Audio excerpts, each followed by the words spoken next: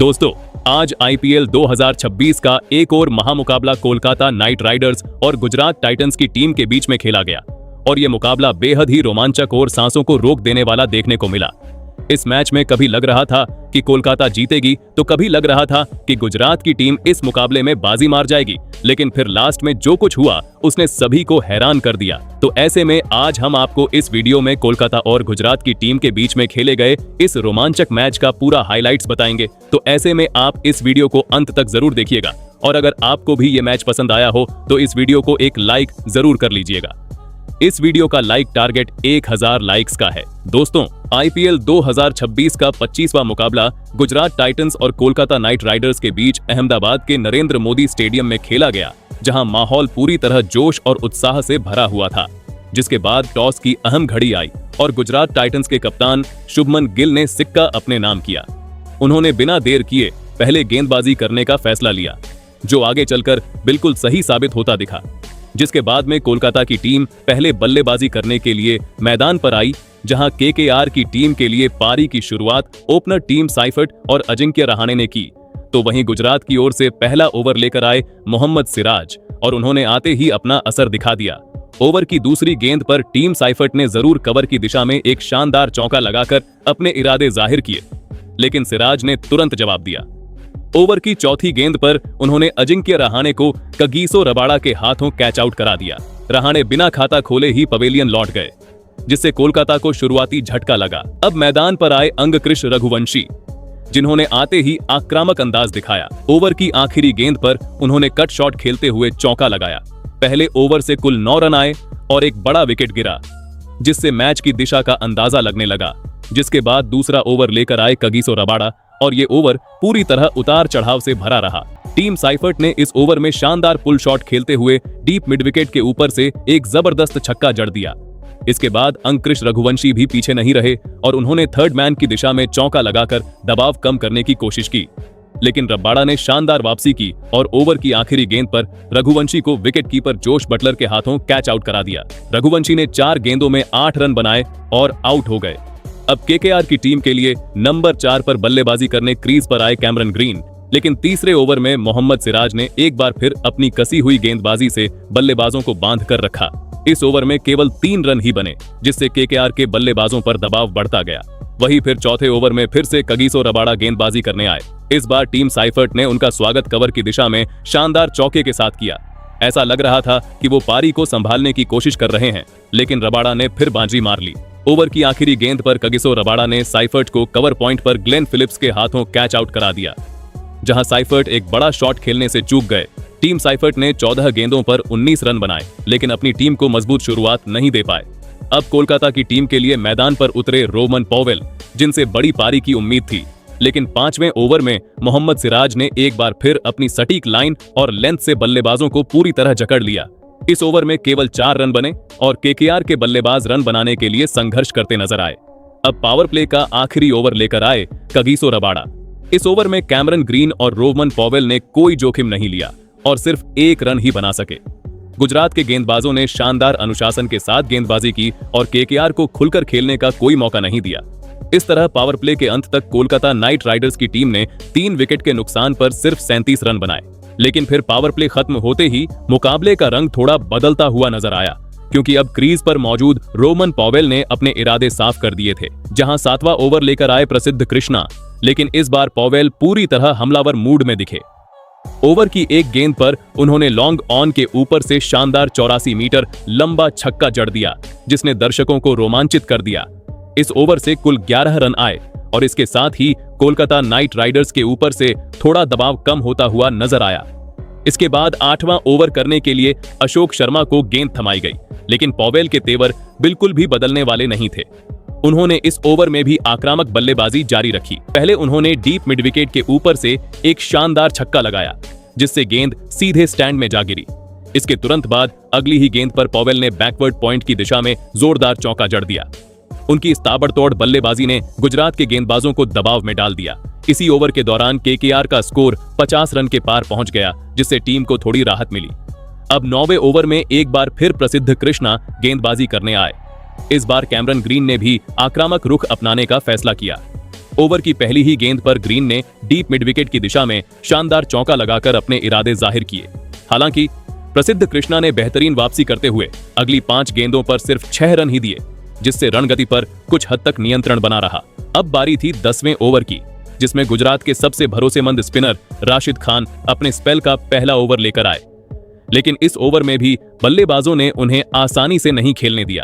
Rovman Powell ने पहली ही गेंद पर ऑन साइड की दिशा में चौका जड़कर उनका स्वागत किया। इसके बाद कैमरन ग्रीन ने भी मौका नहीं गंवाया और ओवर की 5वीं गेंद पर डीप स्क्वायर लेग की दिशा में एक शानदार चौका लगाया। दोनों बल्लेबाजों की इस समझदारी भरी और आक्रामक साझेदारी ने टीम के स्कोर को तेजी से आगे बढ़ाया। इस ओवर से कुल 11 रन आए और इसके साथ ही केकेआर की पारी ने एक नई गति पकड़ ली। शुरुआती झटकों के बाद अब टीम संभलती हुई दिखाई दे रही थी और पॉवेल ग्रीन की जोड़ी धीरे धीरे मैच में संतुलन वापस ला रही थी। इस तरह पहले 10 ओवरों की समाप्ति तक कोलकाता नाइट राइडर्स ने 3 विकेट के नुकसान पर 80 रन बना लिए थे, जिसके बाद 11वां ओवर मैच के लिए एक और महत्वपूर्ण मोड़ लेकर आया, जब गेंदबाजी करने के लिए तेज तर्रार अशोक शर्मा वापस आए। क्रीज पर कैमरन ग्रीन और रोमन पॉवेल मौजूद थे। ओवर की तीसरी गेंद पर कैमरन ग्रीन ने ऑन साइड की दिशा में शानदार चौका लगाकर अपने इरादे जाहिर किए। ऐसा लग रहा था कि केकेआर की जोड़ी अब पूरी तरह सेट हो चुकी है, लेकिन अशोक शर्मा ने तुरंत पलटवार किया। ओवर की आखिरी गेंद पर उन्होंने रोमन पॉवेल को लॉन्ग ऑन की दिशा में शॉट खेलने पर मजबूर किया, जहां मोहम्मद सिराज ने एक आसान सा कैच पकड़ लिया। पॉवेल की पारी यहीं समाप्त हो गई, जिसमें उन्होंने 20 गेंदों पर 27 रन बनाए। यह विकेट गुजरात के लिए बेहद अहम साबित हुआ, क्योंकि पॉवेल खतरनाक अंदाज में बल्लेबाजी कर रहे थे। अब क्रीज पर आए केकेआर की टीम के लिए बल्लेबाजी करने आए अनुकूल रॉय, और उन्होंने आते ही सकारात्मक शुरुआत की। 12वें ओवर में राशिद खान गेंदबाजी करने आए और इस ओवर की तीसरी गेंद पर अनुकूल रॉय ने एक्स्ट्रा कवर के ऊपर से एक शानदार चौका लगाकर अपना खाता खोला। इसके बाद कैमरन ग्रीन ने भी आक्रामक रुख अपनाया। ओवर की 5वीं गेंद पर ग्रीन ने सीधे बल्ले से लॉन्ग ऑन के ऊपर से एक बेहतरीन छक्का जड़ दिया। फिर अगली ही गेंद पर उन्होंने डीप मिड विकेट की दिशा में चौका लगाकर गेंदबाज पर दबाव और बढ़ा दिया। इसी के साथ केकेआर का स्कोर 100 रन के पार पहुंच गया। लेकिन असली धमाका 13वें ओवर में देखने को मिला, जब अशोक शर्मा एक बार फिर गेंदबाजी करने आए। इस ओवर में कैमरन ग्रीन ने पूरी तरह से आक्रामक तेवर दिखाए। ओवर की तीसरी गेंद पर उन्होंने डीप स्क्वायर लेग की दिशा में एक गगनचुंबी छक्का जड़ा, जिससे स्टेडियम में बैठे दर्शक झूम उठे। इसके बाद अगली ही गेंद पर ग्रीन ने फिर से छक्का जड़ दिया, लेकिन इस बार गेंद वाइड लॉन्ग ऑन के ऊपर से सीमा रेखा के पार गई। इसके बाद अगली गेंद पर ग्रीन ने 2 रन लेकर अपनी शानदार अर्धशतकीय पारी पूरी की। उन्होंने सिर्फ 34 गेंदों में अपनी 50 पूरी की, जो उनकी बेहतरीन फॉर्म और आत्मविश्वास को दर्शाता है। अब ग्रीन पूरी तरह से लय में आ चुके थे और गुजरात के गेंदबाजों पर लगातार दबाव बना रहे थे। जिसके बाद 14वां ओवर लेकर आए राशिद खान, लेकिन इस बार उनका सामना एक पूरी तरह सेट और आत्मविश्वास से भरे कैमरन ग्रीन से था। ग्रीन ने उनका स्वागत पुल शॉट खेलते हुए डीप मिड विकेट के ऊपर से छक्का लगाकर किया। इसके बाद उन्होंने अगली 2 गेंदों पर लगातार 2 चौके जड़ दी, जिससे यह साफ हो गया कि अब वे रुकने वाले नहीं हैं। वहीं फिर 15वां ओवर करने के लिए प्रसिद्ध कृष्णा आए, लेकिन ये ओवर उतार चढ़ाव से भरा देखने को मिला। जहां ओवर की शुरुआती 2 गेंदों पर 2 सिंगल लिए गए, लेकिन तीसरी गेंद पर कैमरन ग्रीन ने लॉन्ग ऑन की दिशा में शानदार चौका लगाकर एक बार फिर अपनी ताकत दिखाई। हालांकि प्रसिद्ध कृष्णा ने हार नहीं मानी और ओवर की 5वीं गेंद पर अनुकूल रॉय को आउट कर दिया। अनुकूल रॉय ने एक शॉट खेलने की कोशिश की, लेकिन गेंद बल्ले के टॉप एज पर लगी और विकेट कीपर जोश बटलर के हाथों में चली गई। उन्होंने 9 रन बनाए और पवेलियन लौट गए। अब मैदान पर उतरे रिंकू सिंह, जिनसे अंत के ओवरों में तेज रन बनाने की उम्मीद थी। अब 15 ओवर की समाप्ति तक केकेआर की टीम ने 5 विकेट के नुकसान पर 148 रन बना लिए थे। लेकिन फिर आखिरी 5 ओवरों में कहानी पूरी तरह बदल गई, जहां 16वां ओवर लेकर आए कगिसो रबाड़ा और उन्होंने आते ही बड़ा झटका दे दिया। क्रीज पर मौजूद रिंकू सिंह शॉट खेलने की कोशिश में फंस गए। गेंद शॉट ऑफ लेंथ थी, जिस पर रिंकू ने पुल शॉट खेलने का प्रयास किया, लेकिन टाइमिंग सही नहीं बैठी। गेंद बल्ले के टॉप एज पर लगी और सीधे विकेट कीपर जोश बटलर के हाथों में चली गई। रिंकू सिंह सिर्फ 1 रन बनाकर पवेलियन लौट गए। हालांकि इसके बाद बल्लेबाजी करने आए रमनदीप सिंह ने आते ही अपने इरादे साफ कर दिए। उन्होंने बिना समय गंवाए आक्रामक अंदाज अपनाया और रबाड़ा के खिलाफ डाउन द लेग साइड शानदार शॉट खेलते हुए फाइन लेग की दिशा में छक्का जड़ दिया। इस शॉट के साथ ही केकेआर का स्कोर 150 रन के पार पहुंच गया, जिससे टीम को थोड़ी राहत जरूर मिली। जिसके बाद 17वां ओवर करने के लिए अशोक शर्मा आए, लेकिन शुरुआत उनके लिए अच्छी नहीं रही। रमनदीप सिंह ने पहली 2 गेंदों पर लगातार 2 चौके झड़कर दबाव बनाने की कोशिश की। ऐसा लग रहा था कि केकेआर अंत के ओवरों में तेजी से रन बटोर लेगी, लेकिन अशोक शर्मा ने शानदार वापसी की। तीसरी ही गेंद पर उन्होंने रमनदीप को आउट कर दिया। रमनदीप ने फिर से बड़ा शॉट खेलने की कोशिश की, लेकिन गेंद सही तरीके से बल्ले पर नहीं आई और बाउंड्री लाइन पर खड़े मोहम्मद सिराज ने कैच लपक लिया। रमनदीप सिंह ने 8 गेंदों पर 17 रन की तेज पारी खेली, लेकिन उसे लंबा नहीं खींच पाए। अब क्रीज पर आए सुनील नारायण, जिनसे फैंस को तेज रन बनाने की उम्मीद थी, लेकिन इस बार वे कुछ खास नहीं कर सके। 18वें ओवर में मोहम्मद सिराज ने उन्हें आउट कर दिया। नारायण ने शॉट खेलने की कोशिश की, लेकिन गेंद सीधे ग्लेन फिलिप्स के हाथों में चली गई। उन्होंने 5 गेंदें खेली, लेकिन अपना खाता भी नहीं खोल पाए। इसी ओवर की आखिरी गेंद पर बल्लेबाजी करने आए कार्तिक त्यागी ने जरूर थोड़ा रोमांच पैदा किया। उन्होंने सिराज के खिलाफ शानदार पुल शॉट खेलते हुए डीप मिड विकेट के ऊपर से छक्का जड़ दिया, लेकिन उनकी यह पारी ज्यादा देर तक नहीं चल सकी। 19वें ओवर में प्रसिद्ध कृष्णा ने कार्तिक त्यागी को रन आउट करवा दिया, जहां कार्तिक त्यागी ने 6 रन बनाए और टीम को अंत में ज्यादा योगदान नहीं दे सके। अब केकेआर के आखिरी बल्लेबाज क्रीज पर थे और टीम एक सम्मानजनक स्कोर तक पहुंचने की कोशिश कर रही थी, जिसके बाद आखिरी ओवर करने के लिए आए राशिद खान और उन्होंने अपने अनुभव और क्लास का शानदार प्रदर्शन किया। इस ओवर में उन्होंने बल्लेबाजों को बड़े शॉट खेलने का कोई मौका नहीं दिया। हालांकि ओवर की 5वीं गेंद पर कैमरन ग्रीन ने डाउन ट्रैक आकर एक चौका जरूर लगाया, लेकिन अगली ही गेंद पर राशिद ने उन्हें आउट कर दिया। ग्रीन ने बड़ा शॉट खेलने की कोशिश की, लेकिन गेंद सीधा जोश बटलर के हाथों में चली गई। इसके साथ ही केकेआर की पूरी टीम 20 ओवर खेलते हुए 180 रन पर ऑल आउट हो गई।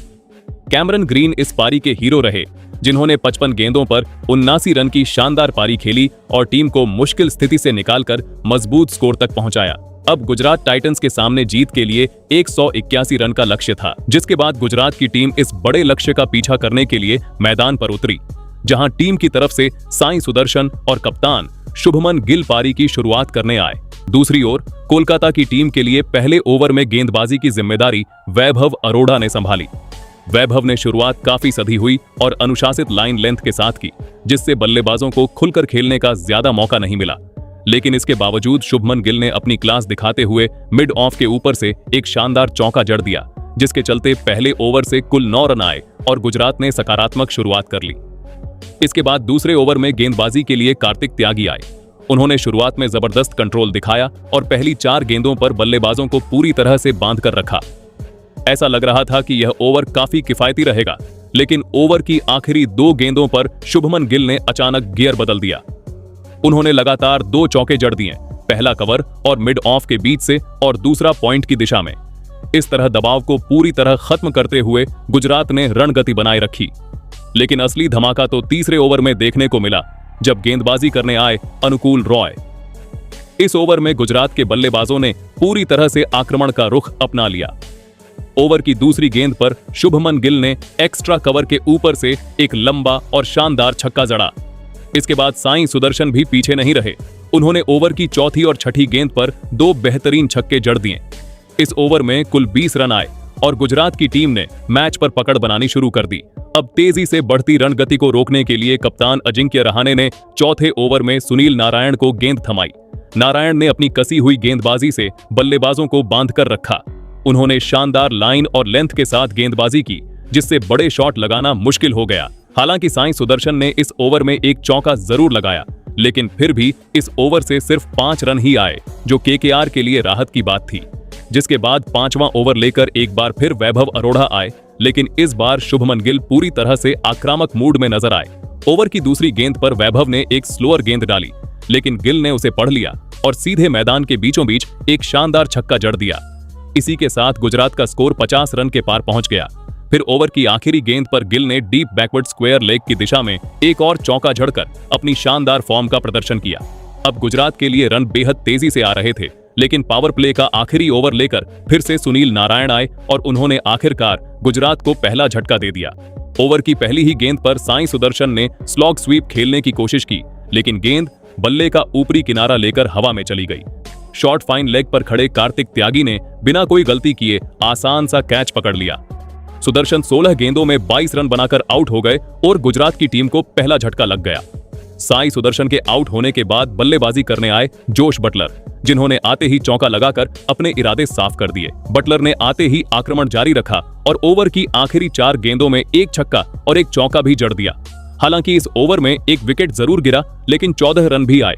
इस तरह पावर प्ले की समाप्ति तक गुजरात की टीम ने 1 विकेट के नुकसान पर 71 रन बना लिए थे और मैच में अपनी मजबूत पकड़ बना ली थी। जिसके बाद 7वां ओवर करने के लिए अनुकूल रॉय गेंदबाजी करने आए, लेकिन इस ओवर में गुजरात के कप्तान शुभमन गिल पूरी तरह आक्रामक नजर आए। उन्होंने शानदार टाइमिंग के साथ 2 बेहतरीन चौके जड़ दिए, जिससे गेंदबाज पर दबाव बन गया। इस ओवर में कुल 12 रन आए और गुजरात की टीम ने रन गति को बनाए रखा। इसके बाद 8वां ओवर लेकर आए स्पिनर वरुण चक्रवर्ती और ओवर की पहली ही गेंद पर जोश बटलर ने अपने इरादे जाहिर कर दिए। उन्होंने लॉन्ग ऑन के ऊपर से एक शानदार छक्का जड़ दिया, जिससे स्टेडियम में मौजूद दर्शक झूम उठे। हालांकि इसके बाद वरुण चक्रवर्ती ने शानदार वापसी की। उन्होंने अपनी सटीक लाइन और लेंथ से गेंदबाजी करते हुए दोनों बल्लेबाजों को खुलकर खेलने का मौका नहीं दिया और बड़े शॉट्स पर रोक लगा दी। लेकिन फिर 9वें ओवर के लिए कप्तान अजिंक्य रहाणे ने युवा गेंदबाज कार्तिक त्यागी पर भरोसा जताया। इस ओवर में शुभमन गिल और जोश बटलर ने संयम दिखाया और समझदारी के साथ सिंगल डबल लेकर स्कोर को आगे बढ़ाया। इस ओवर में मात्र 2 रन ही बने, जिससे केकेआर की टीम को थोड़ी राहत मिली। इस समय ऐसा लगने लगा कि कोलकाता नाइट राइडर्स ने मुकाबले में वापसी कर ली है और गुजरात के बल्लेबाजों पर दबाव बनने लगा है। जिसके बाद 10वां ओवर फिर से वरुण चक्रवर्ती के हाथों में गया और इस बार उन्होंने बड़ा झटका दे दिया। ओवर की पहली ही गेंद पर जोश बटलर ने लॉन्ग ऑन की दिशा में शॉट खेलने की कोशिश की, लेकिन गेंद सीधे कैमरन ग्रीन के हाथों में चली गई। बटलर 15 गेंदों पर 25 रन बनाकर आउट हो गए। यह विकेट गुजरात के लिए बड़ा झटका था, क्योंकि बटलर अच्छी लय में नजर आ रहे थे। अब बटलर के आउट होने के बाद क्रीज पर आए वॉशिंगटन सुंदर, जिनसे टीम को स्थिरता की उम्मीद थी। 10 ओवर की समाप्ति तक गुजरात टाइटंस का स्कोर 2 विकेट के नुकसान पर 99 रन था। अब जीत के लिए गुजरात को आखिरी 10 ओवरों में 82 रन की जरूरत थी, जिसके बाद 11वां ओवर करने के लिए सुनील नारायण आए। इस ओवर की पहली गेंद पर शुभमन गिल ने सिंगल लेकर अपना शानदार अर्धशतक पूरा किया, जो उनके आत्मविश्वास और बेहतरीन फॉर्म को दर्शाता है। हालांकि नारायण ने इसके बाद सटीक गेंदबाजी करते हुए दोनों बल्लेबाजों को बांध कर रखा। इस ओवर में केवल 5 रन आए, जिससे दबाव धीरे धीरे बढ़ने लगा। वहीं फिर 12वां ओवर फिर से वरुण चक्रवर्ती को सौंपा गया, लेकिन इस बार बल्लेबाजों ने पलटवार किया। ओवर की तीसरी गेंद पर शुभमन गिल ने बैकवर्ड पॉइंट की दिशा में शानदार चौका जड़ा। इसके बाद 5वीं गेंद पर उन्होंने लॉन्ग ऑफ के ऊपर से एक बेहतरीन छक्का लगाया। इस ओवर में तेज रन बने और मुकाबला फिर से गुजरात के पक्ष में झुकता हुआ नजर आने लगा। लेकिन फिर 13वां ओवर करने के लिए सुनील नारायण वापस आए। इस ओवर में उन्होंने फिर से कसी हुई गेंदबाजी की और बल्लेबाजों को बड़े शॉट खेलने का मौका नहीं दिया। वहीं शुभमन गिल और वॉशिंगटन सुंदर ने भी समझदारी दिखाते हुए जोखिम नहीं लिया और सिंगल डबल से स्कोर को आगे बढ़ाया। इस ओवर में सिर्फ 4 रन आए, जिससे मुकाबला एक बार फिर रोमांचक स्थिति में पहुंच गया। जिसके बाद 14वां ओवर कप्तान अजिंक्य रहाणे ने एक बार फिर कार्तिक त्यागी को सौंपा। इस ओवर में गुजरात के बल्लेबाजों ने जोरदार हमला बोला। ओवर की तीसरी गेंद पर शुभमन गिल ने स्क्वायर लेग की दिशा में शानदार छक्का जड़ा, जबकि 5वीं गेंद पर वॉशिंगटन सुंदर ने फाइन लेग की ओर चौका लगाकर रणगति को तेज कर दिया। इस ओवर में कुल 16 रन आए, जिससे गुजरात की टीम मजबूत स्थिति में पहुंच गई। वहीं फिर 15वां ओवर लेकर आए वरुण चक्रवर्ती और इस ओवर में उन्होंने गुजरात को बड़ा झटका दिया। ओवर की तीसरी गेंद पर वॉशिंगटन सुंदर ने फाइन लेग की दिशा में शॉट खेलने की कोशिश की, लेकिन गेंद बल्ले के ऊपरी हिस्से पर लगकर सीधा कार्तिक त्यागी के हाथों में चली गई। इसी के साथ सुंदर 13 गेंदों पर 13 रन बनाकर आउट हो गए। अब क्रीज पर आए ग्लेन फिलिप्स। इस तरह 15 ओवर की समाप्ति तक गुजरात टाइटंस का स्कोर 3 विकेट के नुकसान पर 144 रन हो चुका था। अब गुजरात को जीत के लिए आखिरी 5 ओवरों में 38 रन की जरूरत थी, जिसके बाद 16वां ओवर करने के लिए कप्तान अजिंक्य रहाणे ने गेंद अनुकूल रॉय को सौंपी और यह फैसला रहाणे का सही साबित हुआ, क्योंकि इस ओवर में अनुकूल रॉय ने बेहद सटीक लाइन और लेंथ से गेंदबाजी की, जिससे बल्लेबाज खुलकर शॉट नहीं खेल पाए। उन्होंने शानदार नियंत्रण दिखाते हुए इस ओवर में सिर्फ 5 रन ही दिए और मैच को पूरी तरह टाइट बना दिया। जिसके बाद 17वां ओवर लेकर आए वैभव अरोड़ा और यहीं से मुकाबले ने एक और बड़ा मोड़ लिया। ओवर की दूसरी गेंद पर शुभमन गिल ने डीप एक्स्ट्रा कवर की दिशा में शानदार चौका झड़कर दबाव कम करने की कोशिश की, लेकिन वैभव अरोड़ा ने जबरदस्त वापसी करते हुए ओवर की आखिरी गेंद पर गिल को अपनी धीमी गेंद से चकमा दे दिया। गिल ने कवर की दिशा में ड्राइव खेलने का प्रयास किया, लेकिन गेंद बल्ले पर सही से नहीं आई और कैमरन ग्रीन के हाथों में चली गई। शुभमन गिल ने 50 गेंदों पर 86 रन की शानदार पारी खेली, लेकिन उनका आउट होना मैच को फिर से पूरी तरह खुला छोड़ गया। अब गुजरात के लिए बल्लेबाजी करने क्रीज पर आए राहुल तेवतिया। वही 18वां ओवर करने के लिए युवा गेंदबाज कार्तिक त्यागी आए, लेकिन इस ओवर में ग्लेन फिलिप्स ने अपनी आक्रामक बल्लेबाजी से मैच का रुख फिर बदल दिया। उन्होंने 2 शानदार चौके झड़कर रन गति को तेज कर दिया। अब समीकरण काफी आसान हो चुका था और गुजरात को जीत के लिए आखिरी 2 ओवरों में सिर्फ 11 रन चाहिए थे, जिसके बाद 19वां ओवर लेकर फिर से वैभव अरोड़ा आए। इस बार उन्होंने बेहतरीन नियंत्रण दिखाया और बल्लेबाजों को खुलकर खेलने का मौका नहीं दिया। उन्होंने कसी हुई गेंदबाजी करते हुए इस ओवर में सिर्फ 6 रन दिए। अब आखिरी ओवर में जीत के लिए गुजरात को 5 रन की जरूरत थी और ऐसा लग रहा था कि गुजरात टाइटंस आसानी से यह मुकाबला जीत लेगी। जहां 20वां ओवर करने के लिए रमनदीप सिंह आए और पहली ही गेंद पर बड़ा ट्विस्ट देखने को मिला। ग्लेन फिलिप्स ने बड़ा शॉट खेलने की कोशिश की, लेकिन गेंद सही से टाइम नहीं हुई और डीप मिड विकेट पर खड़े रिंकू सिंह के हाथों में चली गई। अचानक से मैच में फिर से रोमांच लौट आया। अब नए बल्लेबाज के रूप में शाहरुख खान क्रीज पर आए। सभी की नजरें इस अंतिम क्षण पर टिकी हुई थीं। शाहरुख खान ने समझदारी दिखाते हुए बिना किसी जोखिम के लॉन्ग ऑफ की दिशा में शॉट खेला और तेजी से 2 रन दौड़ लिए। इसी के साथ गुजरात टाइटंस ने यह रोमांचक मुकाबला 2 गेंदें शेष रहते 5 विकेट से अपने नाम कर लिया और इस टूर्नामेंट की तीसरी लगातार जीत दर्ज कर ली। तो वहीं दूसरी ओर कोलकाता नाइट राइडर्स को एक और करीबी लेकिन निराशाजनक हार का सामना करना पड़ा। बाकी दोस्तों, आपके हिसाब से केकेआर की इस हार की सबसे बड़ी वजह क्या है? अपनी राय कमेंट में जरूर बताइएगा।